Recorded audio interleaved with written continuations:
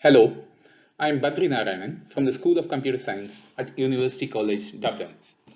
My research and presentation addresses a key challenge for dairy farmers, which is estimating pasture biomass using deep learning.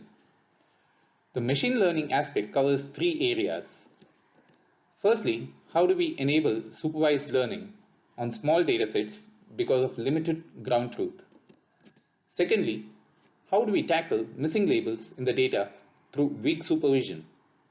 Thirdly, we focus on predicting multiple targets from farm images. Dairy farmers need a lot of information about their grass. This information is tedious and expensive to collect, analyze, and report. Picture 1 below shows the traditional method that involves clipping subsamples from the farm and weighing dry biomass for the final estimation. Non-harvest procedures like subjective estimation of the percentage of dry matter in swords involves visual inspection by experts, which is not really scalable. Can we contribute to precision agriculture non-destructively by easily getting this information from images? Can we make it simple for the farmers to click images on their farms, on their phones, and get an accurate estimation of biomass yield? This is the focus of our research. It's really challenging to estimate biomass from an image because of heavy occlusions in different stages of farm growth. The two species, red and white clover, are visually similar and are very difficult to distinguish. Also, red clover has a shorter life cycle than white clover. Any machine learning solution should accurately discriminate between the two clover species. Also, supervised deep learning models perform well with large data sets, but it is impossible to get the ground truth for large and diverse collections of field images with each pixel annotated and corresponding biomass sampled and weighed.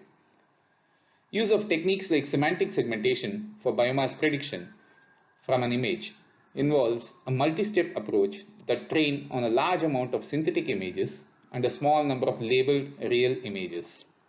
These are some of the challenges in digital analysis of farm images. The machine learning opportunity for us is to apply an algorithm that performs well with limited amounts of annotated farm data. For the precise reason explained in the earlier slide, that clipping, segregating, drying, and then weighing the biomass for many different farms is very time consuming and therefore will always be limited by the amount of label data available at our disposal for training a model. The other key requirement in the choice of an algorithm is that it should be able to predict multiple targets. These targets also have a unique percentage distribution at the top level for grass, clover, and weeds, with further percentage distribution of sub-targets for red and white clover. It is important not only to predict the grass and clover ratio accurately, but also to discriminate well between the red and white clover species. Because of the fact that the two species of clover are very difficult to distinguish, many of the samples will not have biomass measurements for the two individual subspecies, but we will have the overall clover composition. Given the above challenges, we worked on an end-to-end deep learning approach to predict biomass directly from canopy view images collected from farms. We used a publicly available dataset published as a part of a competition. There are three datasets in the competition. One set of synthetic images with labeled masks are meant for semantic segmentation. The second set of 261 biomass labeled real farm images are for biomass estimation. The third set has a large number of unlabeled images that can be used for semi-supervised or unsupervised learning. For the purposes of this paper, we used a small second set for biomass estimation. The baseline results published in the competition uses a two-step approach with semantic segmentation on the synthetic images, applying the semantic segmentation on the real images to get pixel percentages, and then predict biomass percentages using regression. Let me explain how we have addressed the machine learning challenges outlined earlier. The challenge of missing labels is addressed through data imputation and the incomplete form of weak supervision. Three types of imputation techniques have been tried for imputing the missing values for red and white clover in the 104 examples of the training set. These are multiple regression, mean and median value imputation. This induces a degree of uncertainty by creating weak labels in the imputed examples and are less reliable in training. These examples are given lesser weightage during the calculation of the loss function in comparison to examples with proper measurements. We attempted to solve the problem of small datasets through well-known image augmentation techniques and transfer learning.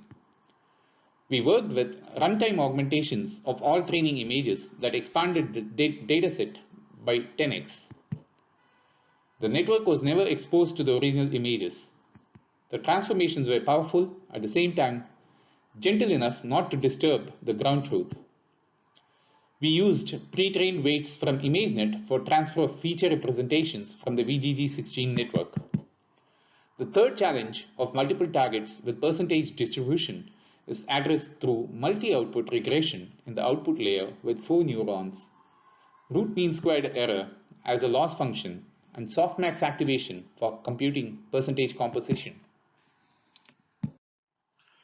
The final architecture of the model is outlined in this slide for reproducibility. The key thing to note here is the adaptation of the VGG16 to our problem of multi-output regression. We removed the top layer of the VGG16 architecture, which is originally meant for image classification, and replace it with our own custom layers for regression.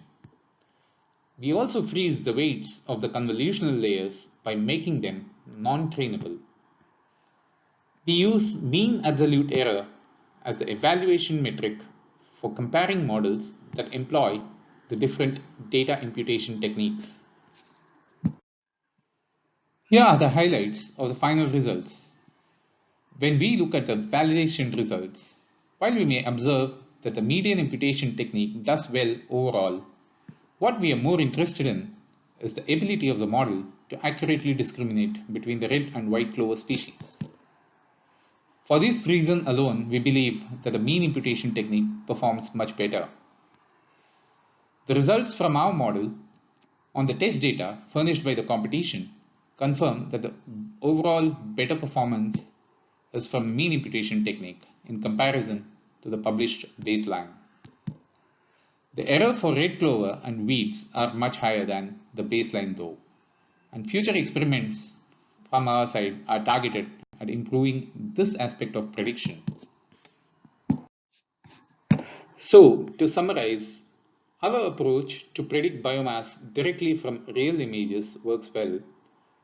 For a small dataset with just 261 images, transfer learning using VGG16, though an arbitrary choice, is very effective in combination with data augmentation and weak supervision.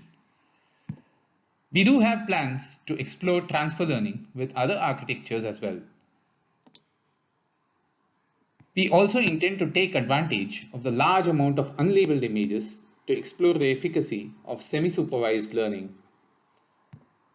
and unsupervised learning approaches in the future. That concludes my presentation, and I am open to questions. I thank the reviewers for the excellent feedback on the paper. I also thank the organizers for giving me this platform to present my work to all of you. Thank you once again.